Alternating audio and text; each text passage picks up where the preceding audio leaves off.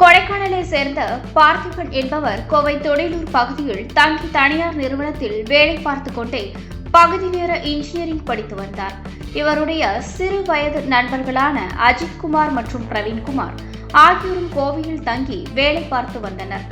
நண்பர்கள் என்ற அடிப்படையில் பார்த்திபன் அவர்களுக்கு அவ்வப்போது பண உதவி செய்து வந்துள்ளார்.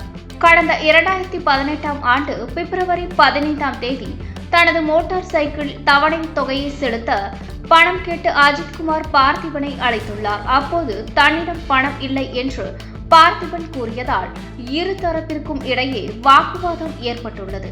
இதில் ஆத்திரமடைந்த அஜித்குமாரும் பிரவீன்குமாரும் இணைந்து பார்த்திபனை கத்தியால் செய்தனர்.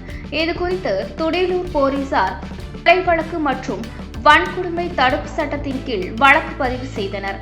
கோவை வன்கொடுமை தடுப்பு சட்ட சிறப்பு நீதிமன்றத்தில் நடைபெற்று வந்த இந்த வழக்கில் இறுதி தீர்ப்பு வழங்கப்பட்டது.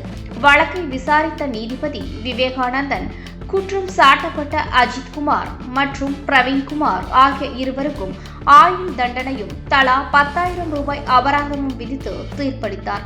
இந்த வழக்கில் அரசு தரப்பில் வழக்கறிஞர் பாலசுப்ரமணியன் ஆஜராகி வாதாடினார் என்பது குறிப்பிடத்தக்கது.